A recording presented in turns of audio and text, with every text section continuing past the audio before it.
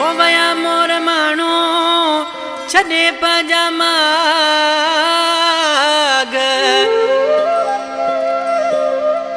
वया मोर माण्हू छॾे पजामा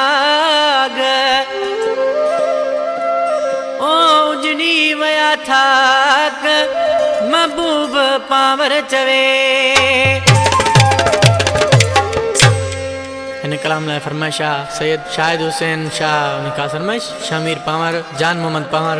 ही गीत दोस्तन लिखियो है मुख्तियार शाह जी याद में दोस्तन के ॿुधायूं था। मुख्तियार शाह सां खां ओचितो विछड़ी वियो जंगारा